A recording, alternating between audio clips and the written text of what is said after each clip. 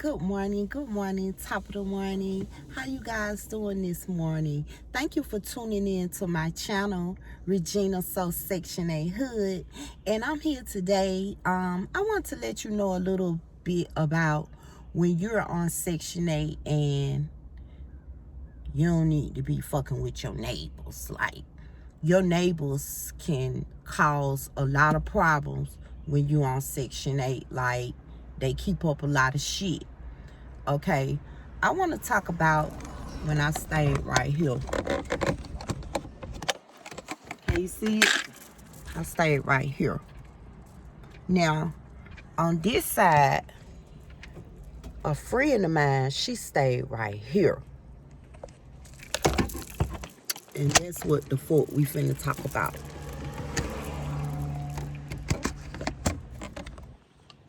Y'all gotta excuse me with this camera because I'm new to this. And I got this new phone, this iPhone, and I really don't know how to use it that good. But let's talk about neighbors and when you're on the Section 8 program. Okay, me and the girl who stayed across the street, we was real cool. She lived there before I lived there, and she was also on the program as well. Me and her, we was real cool. Like, we, every day when I got off work from babysitting the kids, I had like 6, 7, 8 kids on a normal day, every day. So when I got off work from keeping the kids, me and her used to hang out together. We used to drink beer, stuff like that. Just hang out, talk about people. Yeah, we used to do all that. So with that being said, I should have known if she was talking to me about every motherfucking body, then damn well she was talking to other people about me. But I wasn't tripping on it because I was like, she cool people, So after a while, the shit kind of got old. Every day you get out of work, you go over there, she come over here. I was the candy lady as well, and she liked to drink a lot of drinks. So she'll come over there, and buy some drinks. So me and her, we were just hanging out. We got kind of close.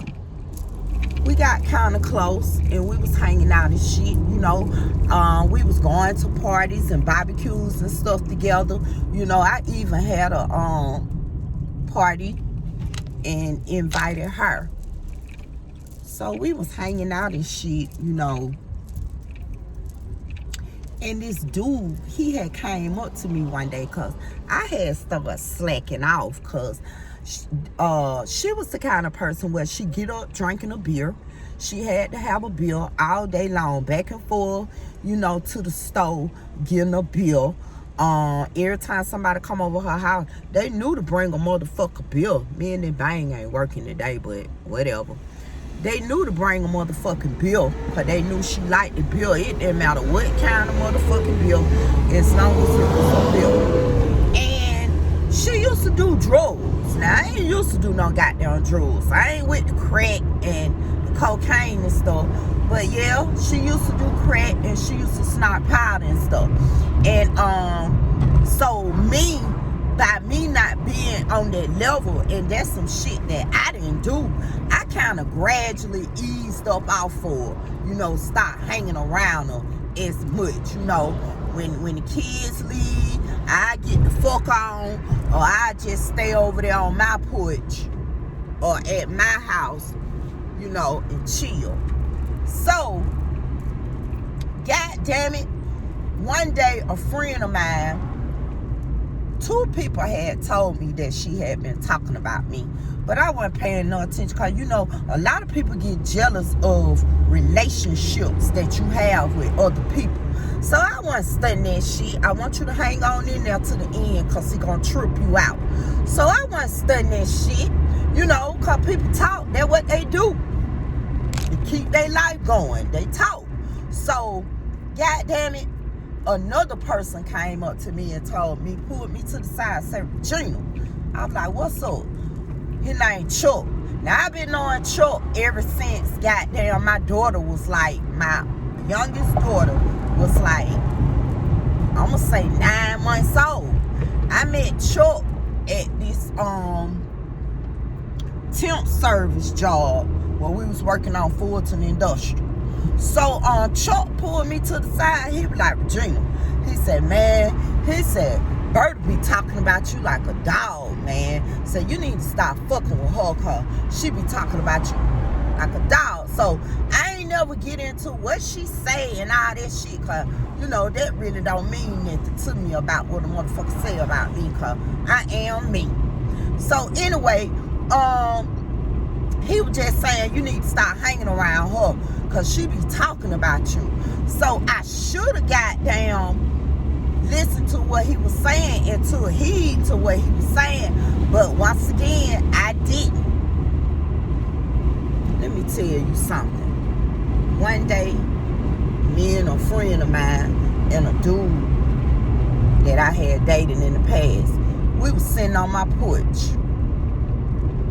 Well, you know, like in front of the garage. So we was sitting down, we were chilling, we were drinking. You know, it was a Friday evening. Everybody had got off work, and we were chilling over there, you know, they doing what we do. A car pulled up in my driveway. If I'm not mistaken, it was a white car. So I know people, when they see people in the neighborhood that I was staying in, Adamsville, when they see people on the porch and stuff, and they might be looking for directions and stuff, they'll stop. So the dude had done pulled up, you know, in the driveway, but it was like 2 cars already in the driveway, so he couldn't pull all the way up, so he was at the end of the driveway. So when he pulled in, he had sat there for a second. He had sat there so long to a point where I was like, let me go see what the fuck he's sitting in my driveway for. Who the fuck this is? So I go down there and I asked him, was he looking for a particular person or whatever? So he said he was looking for Regina Hood. So then I asked him, who was he? And he told me that he was from the Atlanta. He was an Atlanta Housing Authority detective. So I was like, okay, may I help you?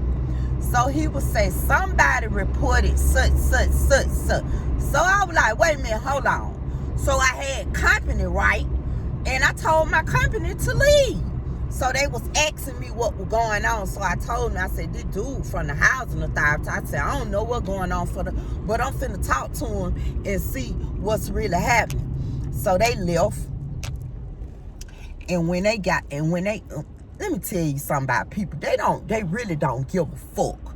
The dude that I had been dating in the past, he got in his car and he was like, me and the man from the Atlanta Housing Authority, we was walking around the house. So the dude was like, they know better than that. They know they supposed to call you 24 hours in advance. They just disturbing what you doing. They just, you know, interrupting your peace and all that. But I wasn't saying nothing because I want to know what the fuck going on. So goddamn, they left. Goddamn detective, he said something smart, and I told him, I said, just don't even pay him no attention, cause whatever, you know, the dude was talking about at this point, it really don't even matter. So me and the detective started saying that somebody had called down to Atlanta Housing Authority on me, and he didn't have to give me a 24-hour notice to come out because of the accusations. So I was like, well, may you tell me what was going on? So he said, the person who called down to Atlanta Housing Authority said that I had roaches real bad. I was letting other people that weren't on my lease live inside my house, and that my gas was turned off. All 3 of them were true, except the second one. I did let my daughter and her kids stay at my house, but then my daughter and my motherfucking kids, yeah, they need somewhere to stay. Exactly. I'm gonna let them stay there. But by the time that had happened, my daughter had got her a place and her kids had done moved out. So me and the detective, we went on the inside because he wanted to see, did I have people living there that wasn't supposed to be living there. So we go in the house. I let the motherfucker on in. Shit, I don't give a damn. So my grandkids was over there. My son was there because he had just came home from the service. Now, he was on my lease before he went to the service. But once he had got in the service, goddamn, I went on and took him off my lease. Cause get what? They were gonna be trying to put his income with my income, and he wasn't even there. Half of the time he was across seas somewhere. So with that being said, he was asleep. The detective, he went upstairs. My daughter and my granddaughter, they was in the room, looking at TV, doing whatever they do, So the detective, he just looked in each room. And when he looked in each room, he took a picture of the room. So when he got to my room, he went in the bathroom. So do you know how when the roaches be real bad, the roaches, it be like little dots. I guess, the little, I don't know what it is, but you could tell that a lot of roaches had been right there in that area. So it was like in the crevices of the bathroom door. You couldn't see no roaches. The trip thing about it was, the whole while the man was there, did not one roach come out. And I had roaches. I'm gonna tell you, I had motherfucking roaches. I'm thinking, well, this is what the landlord had told me. Because I wasn't no nasty motherfucker. I'm a clean motherfucker. So my house, when you come in my house, you going to smell bleach, pine, salt, cleanliness in that motherfucker. But the landlord say roaches come from the trees and all kind of shit like that. So they end up getting this exterminator. And the exterminator started coming out like once a month. They had already had the exterminator to come on the outside for the termites, but they didn't exterminate on the inside. So once the roaches started being every motherfucker where, it was like the roaches lived there. I was just visiting in that bitch. So that's when the landlord wanted to send the exterminator or whatever. So anyway, back to the motherfucking Atlanta Housing Authority detective. So the detective, he was like, he asked me before he even checked the gas. He said, he said, do you use gas or you use electricity? I said, I use gas and electricity. He said, what do you use for your heating? Your stove, how you cook and stuff. So I said, I use gas. He said, is your gas service off? I said, yes, it is. And it was off at the time. But let me tell you this. In the summertime, I don't even use the gas. I have so many different appliances, like an electric skillet, I just got all kinds of stuff that you can plug up and cook with. And at the time, that's what the fuck I was doing. So just to be honest with you, this particular day, I didn't even know the fucking gas was off. But I went in the kitchen and I was going in the kitchen to do something. And I turned the goddamn, make some tea. And I turned the stove on and it say click, click, click. And it wouldn't come on. My stove was using gas and electricity. So it wouldn't come on. So I'm like, damn, the gas off. So I go in there and I call the motherfucking gas people and made arrangement and paid my bill and made arrangement for them to come back out. So when the detective came out there, I had already got that situated. So the gas was off, and I didn't even go into detail about me goddamn calling the gas people, all that. The gas was gonna be on in a couple days. I ain't even go into detail because I was just trying to figure out what he was talking about and who the fuck had called down there on me. So with that being said, he told me that he was glad that I went on and let him in the house. He said it wasn't like what the person said was. He said he didn't see not one roach. He said he told me to go on and handle my business as far as the gas was concerned, and that meant getting the gas turned back on and shit. And he told me that he didn't see any evidence of someone living there that didn't supposed to be there. He said, cause he had been to places where that happened, and it's like people get these Section 8 houses and they rent these motherfuckers out.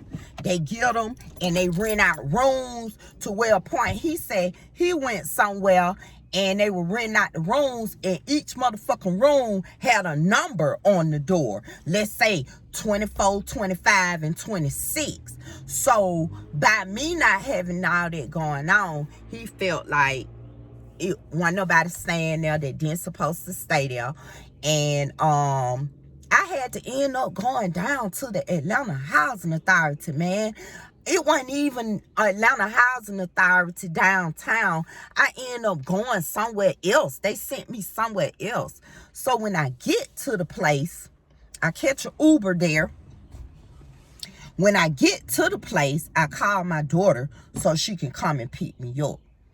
Soon as I got there, as soon as they come to the front and they call me to the motherfucking back, y'all, soon as I walk in the office, it's two ladies in the office. They got computers at their desk. Each one of them got computers at their desk, but they got a computer sitting up. Guess who on the computer? Miss Hood's in-home child care. That's what it was called then. It's now Miss Hood in-home child care, DBA, Miss Regina's Babysitting Service, LLC. But they had the shit out. They had my shit pulled up on the screen. You see what I'm saying? So they started talking to me. They told me even that day somebody had called down there. The same person had called down there. Still talking that shit. Talking about I got people staying in my house, my gas off, I got roaches or whatever. So the lady told me, she asked me, she said, is there anybody that you arguing with, or is it somebody that don't like you, or whoop de whoop de whoop? So I was like, not really. I said my neighbor next door. I said I gradually kind of let her go. So I explained to them everything. She was the one who motherfucking called down there. God damn it! When you look out her motherfucking door, when you look out her window in her bedroom, or when you come out her front door, or when you look out her children's bedroom window, you can see directly my house. When the people came and turned off the gas, get what they say? She seen them turned off the gas. She can look from her house to goddamn my house and see the gas meter. Why she called down there on me, I don't know. It made me feel like she was trying to make me lose my roof over my head, all because I had backed up off her. Because like I said, I don't do crack. I don't walk up and down the streets, trying to pull a nigga so I can get a bill, or so I can get some crack or some weed to get high. That's what kind of person she was. But let me tell you something. She was a cool ass chick. And that's what I thought, at least, until this situation kicked off. Okay. The people at Section 8 told me, don't even talk to her no more. Don't even let her know that I knew that she was the one that called down there on me. I ain't even mention it to her or nothing. You know what I'm saying? Nothing I know, she had been talking about me to a couple of people. But I don't be studying that shit when people talk about me, because when they talk about me, the only thing you doing is making me more relevant than what I was. So I really didn't care. But, oh yeah, when the Section 8 man came that day, all of a sudden she came out her door. I still didn't have an inkling that she had something to do with what was going on until that day that I went down to that Section 8 office. So what I'm saying to y'all, when y'all move in these houses and stuff, in these apartments and stuff, don't get cool with nobody, especially if they on the program. Don't let nobody know you on the program, cause you might fall out with them, and then people talk too much. You can only tell a motherfucker so much about you and what's going on with you. You know, these neighbors and shit, these people on Section 8, a lot of them really don't work. You know, so they really don't have no business about themselves, and they really don't have shit to do all day. So the only thing they doing is being in other people's business. You know what I'm saying? Degrading people. Like, you always got something bad to say about something, a person or a situation. They don't never have nothing good to say about a motherfucker. You know what I'm saying? So with that being said, I just cut her off completely, stopped talking to her, whatever. So I don't know what she was telling her kids, because one thing about me, I'm an advocate for the kids. And if I'm in cahoots with your mama and you done been in my life over 2, 3 years, 5 years or whatever, them kids ain't got nothing to do with it. I'm going to continue to speak with them kids, and I'm going to continue to have a relationship with them kids the same way prior to when me and the mama or me and the daddy fell out. So you can tell the difference in kids when a person be sitting around talking about you. So at this point, the kids weren't even speaking to me no more. They weren't coming to the candy lady no more. I'll see him walk down the street. Her son, he'll walk down the street with the basketball. I might wave. He wouldn't even look my way no more. So that gave me a vibe that she had been sitting over there talking about me. And when you talk about a person around kids, kids look at you a different way. They really don't even know if that's you or not. You know, they don't know if that's your character or not. They just listening to their mama, so they feel like, hey, we know. And this particular person, her kids knew she was messy as fuck. But who gonna not be on their mama side? Especially when you living in your mama house. So anyway, I didn't get in no kind of trouble. As a matter of fact, the next day after I left the Section 8 office, the people came and turned on my gas. You know, on the little roach situation, it had been, it wasn't no little roach situation. It was a big roach situation. Like I was crazy in that bitch, you know, because I knew I was clean. Even with the kids, me having the daycare, I cleaned up behind them kids every motherfucking day. When they left, before they came the next day, all of that. So I knew I was clean. But eventually the roach problem, it died down to, you know, I ain't having as many roaches, but I still had roaches. Because the thing about it is, once you get them goddamn roaches, they be embedded in the walls. And like, if you got a lot of woods and trees and bushes and stuff around your house, they be in them motherfuckers too.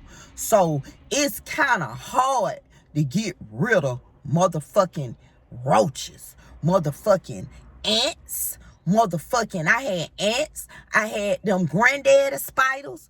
When it rained real hard, I had them big ass cockroaches that'll come, you know, through the cracks under the doors. All of that. Motherfucking, when the summer and the spring came, it was motherfucking lizards and everything. This is the stuff that goes on when you living in a house. And it could be Section 8. It could be anything, but I'm on Section 8, and that's what was going on with my Section 8. So with the neighbors and shit, my neighbor now, I'm gone. I don't even carry no conversation with them, because I don't know what kind of people they are, and I don't know if they're going to be keeping up shit. You know, I don't know that. So I learned from experience. Speak and keep it going. You know, Back in the day, they'll tell you, get to know your neighbor. Anything can go on in your house, and goddamn, at least your neighbor will be able to call the police stuff. That way they got them ring doorbells and them cameras and shit. You see what I'm saying? So anything go down, it's all on the camera, it's all on the ring doorbell, all that shit. Fuck a neighbor. You know, I would rather not deal with the motherfuckers just because of that situation right there. But let me get back on that. So the girl ended up moving. Her name Berta. She ended up moving, goddamn. And the goddamn neighborhood kind of calmed down, because she was the one who was keeping up a lot of shit in the neighborhood among people by running her motherfucking dick sucker. But she moved. She ended up moving over there where I had the shop, our Bankhead somewhere on Hollywood Road. As a matter of fact, I ended up seeing her one day when I was on my way to the shop. I blowed and I kept motherfucking going. But I blowed to let you know I'm still good, bitch. You see what I'm saying? I'm riding, bitch, you walking. You feel me? So, it was a dude named T. I'm gonna call him T. He used to fuck with her. So, he used to be telling me she alright, you know, whatever, because he knew what kind of person she was too. You know how you a person to be messy, but you got to go on and accept them people from being messy, and you make a choice if you want to deal with that person or not. That's what kind of person she was. So, later on, I'ma say like maybe a year or two later, she started coming back around. A lady had died who she used to keep in the neighborhood. So she started coming back around. And one day she came, me and the same dude, we sitting at my house talking, and the lady had died. I guess they were having a funeral and all that. You know how the family and stuff gathered up. I could see it from my house. It was just across the street. Like, she came over there, messy as fuck. You talking about the funeral and that, you talking about all the stuff that was going on when the lady died or whatever. Come on now. Like, you still messy. You been gone about 2 years. You come back over here with the same messy bullshit. But the dude, he messy as fuck too. So he was all into what she was talking about. Me, myself, I kept on drinking my goddamn, what I had, you know how you go to McDonald's, they had them freezes, slushes or whatever. I had me a slush with a little Patron in it. So I'm drinking on that. I really don't even want to be bothered. I really don't even know why you came up in my yard, but it been 2 years, so I'm gonna let you have that. Since the lady had died, I guess you coming over here to tell us the lady had died or whatever. So goddamn, we got down sitting up there, and she coming back and forth. You know, she done walked the whole neighborhood by this time. She coming back and forth. So she leave. Maybe a week later, she come back over there. They say she was back over there, but I went at home. You know, I'm a busy bee. So I went there. Okay. One day, me and my daughter, my oldest daughter, had dropped by, and I was upstairs changing my clothes or something. Somebody knocked on the door, rung the doorbell. So my daughter was like, "Mama, somebody at the door for you." So I was like, "Who is it?" So she said, "Dead Berta." So I was like, "Oh, I'm putting on my clothes or whatever," because I really didn't want to be bothered. So she was like, "Okay, darling, I was invited to a barbecue. I just came over here to see how you were doing." That shit be in your conscience. When you be done motherfucking did something wrong to somebody, that shit eat your conscience, man. So in some kind of way, you got to apologize or come around so you can make the person feel like you didn't do it, knowing you did it, or knowing you motherfucker said it. You see what I'm saying? I'm so tired of goddamn bang. I'm finna change this shit. I usually don't change my goddamn hair until I make me some money. You know, I'm that type of bitch. You know how them niggas be out there and they be in the trap and they ain't got no money, and they say they ain't gonna change they goddamn clothes until they get them some money. That's how I am about these goddamn wigs. Until I get me a real piece of change, I ain't changing this wig. I'm gonna go in there and I'm gonna wash it, and I'm gonna get it, set it back right. And I'm gonna wear this bitch again tomorrow. But anyway, so maybe, a year? I'm gonna say 9 months, a year. Berta died. She died. The girl died. The dude who I was sitting out there with, this messy motherfucker, he know everything about the whole neighborhood. He been in that motherfucker. He was born in 1960. He been living over there ever since since 1963 when it was a rocky road. So he got down was the one who told me she had passed. Like I felt bad about it. Because, you know, when you be around a person every fucking day, man, I don't care if you do fall out. When a person pass away, you never wish that on nobody and nobody family. So I felt bad as fuck, man. Because I was thinking, you know, you piggyback off of shit. And I'm thinking, that's why she was coming around. She knew she was passing away, you know. That's why she was coming back around. Was she coming, you know, I asked God, was she coming back around to men with people, you know, to make up, to, you know, when you know you passing away, you know, some people change and they try to be nice, but some people change and they be mean. But she changed and she was being nice.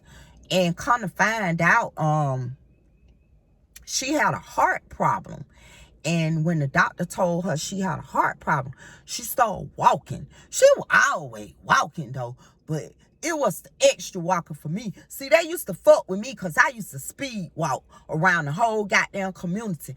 I go from motherfucking Adamville Drive all the way up to Martin Luther King, back down Baker Ferry Road, come back up Counterlight. You know, I used to speed walk, so everybody know I used to walk. She used to say shit like, I ain't doing that type of shit. I will walk to the store, but I ain't finna goddamn speed walk with you. So it kind of tripped me out when she had started walking a lot. Not even knowing that the doctor say she gotta walk for her heart. And then the thing about it is, it was something, the heart problem was something that happened over the years. Like, you know, it was a lifestyle. Like, you smoking crack, you snorting powder, you know, you drunk, you know, all of this. It's a lifestyle that you've been doing over the years, and it affected your heart. And she used to eat that bullshit too, like all the pork chops and fry a lot of shit. You know, one thing about the motherfucker, I'm gonna tell you this, she was a able-bodied crackhead. You know, when she get her check on the 1st or the 3rd, 31st, when them people get their checks for the month, she got them pay them bills. She got them take care of them kids to the best of her ability. And she get that food in that house with them food stamps. She do everything she got to do in that household. Except clean the fuck out up. The house wasn't motherfucker clean. I don't know. You know when them crackheads, some of them, they got them be cleaning some motherfucker, but some of them don't. Like, but I used to hate to go in the motherfucker bathroom. But, and I ain't gonna get into that. We're gonna talk about that later, because a lot of people on Section 8, y'all don't know how to clean up. And y'all need me, Miss Hood Janitorial Service, come clean y'all shit up and clean it up weekly. But I know y'all probably wouldn't be able to afford me, because I don't play when it comes to cleaning. But y'all need me. A lot of y'all on Section 8, but what y'all mama, boy, come on. But it be the bathroom and the kitchen for me. I mean, you know, when you were growing up, you were always taught to have that kitchen clean, because when somebody comes to your house, they always gonna ask for some water, or a motherfucker always gonna ask to use the bathroom. And me, I drank a lot of water. I drunk all this up, I be drinking now. I drank a lot of water, so I'm constantly in the bathroom. So if you tell me to come over your house, 9 times out of 10, as soon as I get to the door, I'm gonna say I gotta use the bathroom. So please have that bitch cleaned up. I don't want to go in nobody's bathroom and I got to stand up like I'm at the service station down the street. And that's how a lot of y'all Section 8 hole live. Y'all got to do better. And yeah, her bathroom and her kitchen was like that too. And a lot of people get mad at me because I'm a clean motherfucker. Shit, motherfucker used to come to my house when my kids were little, and they ain't even used to think I had kids for real. That's how I clean my house. Well, you can eat on my floor. So, let me go back to what I was talking about. Don't be friendly with your neighbors, because that's the shit that'll happen. And let me tell you something else about that Section 8, man. They went so far, they went to goddamn find out who mail was coming to my house. They motherfucking asked me about my kids' mail coming to the house, baby. So they all up in your business. Just know that. They all up in your business. And when a motherfucker call down there with some false accusations, they gonna check it out whether it's true or false, and they gonna determine in the end should you remain on the program, if it's a warning or whatever. But a lot of motherfuckers, when they call down there, they be fucking people shit up, and they know they be doing it. Why would you not want a person to have somewhere to stay? All this homelessness going on. All these people sleeping on the bridge, goddamn, sleeping at the abandoned stores and churches and shit, on front porches and shit. Why would you want a person to lose where they stay at? That Section 8 bullshit. That them Section 8 hoes. That what them niggas be saying. Them Section 8 ass hoes. And then they make it bad. They make a bad name for everybody, because I ain't that bitch. I'm not that person. I'm not that person. I'm not gonna call down on somebody because they got roaches in their house. Shit, motherfuckers, I'd rather have roaches than rats. And motherfuckers around here with rats in their house like they live there. Like, why would you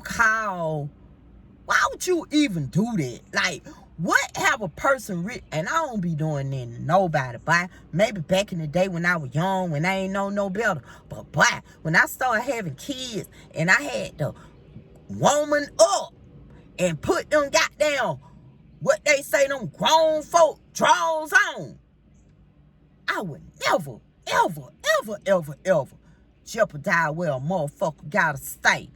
I never call down there on the motherfucker. Because get what? If you doing something wrong to me, that karma gonna hit you so hard. But let me tell you something. And like I be telling y'all, this ain't some shit I heard. This some shit I done been through. This some shit I done experienced.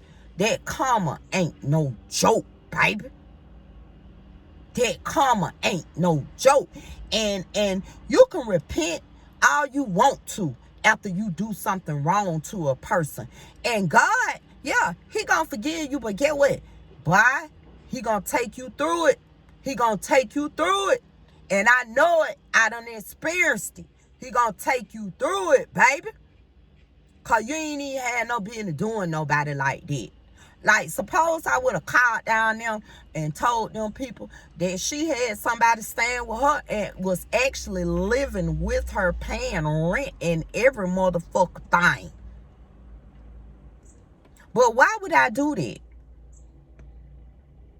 And people be doing that. They be holding grudges against people. People, motherfucker be mad because you the candy lady. Motherfucker was mad because I was the candy lady.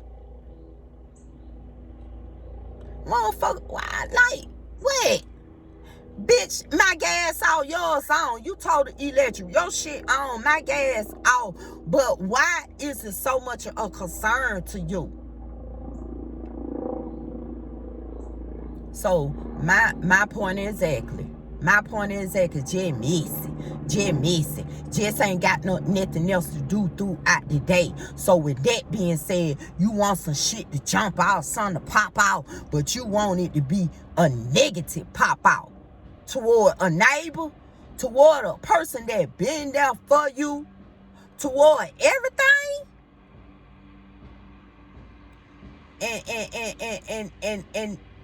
And you can just imagine what them Section 8 people be hearing. You can just imagine how many times people been calling down there on that phone telling on people. I know a girl, and she just like a daughter to me. She been friends with my kids for years. And she was on the program. Do you know after her and her baby daddy split up, that motherfucker called down there so many goddamn times till they took her out the program? Like the shit he was saying wasn't even true. He was just being mean toward her, knowing that it was gonna affect all his kids as well. Like, why would you? Can't tell. Can't tell nobody, not even your goddamn neighbors. You can't tell nobody that you own the motherfucking program. You got to learn how to keep your motherfucking mouth shut. Cause eventually they'll hold that shit against you. They'll be out this motherfucker. You'll be in a barbecue and with one of the neighbors on the street, and another motherfucker be somewhere off in the corner talking about, yeah, she on Section 8, man. Yeah, that big pretty house. Yeah, they on Section 8. And then here go the next motherfucker don't even like you. Don't like you because you're you. Don't like you because you got some business about yourself. Don't like you because you ain't always in the bullshit. Don't like you because you don't agree with the bullshit. Don't like you because you're feminine. Don't like you because you got a car. Don't like you because you smell good. Don't like you because of all them reasons, and a call down there and try to jeopardize the roof over your head. So you got to be careful out here.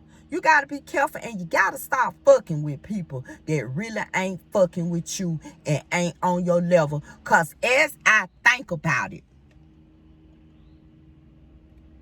she was never on my level. I should have been, hey, and bye.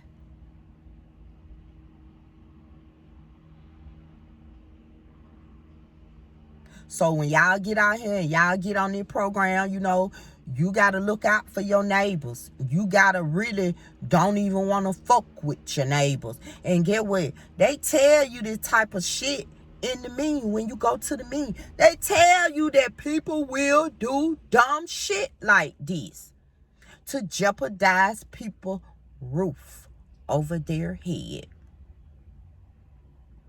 So I'm just giving you a little insight of what the fuck be going on when you on this program.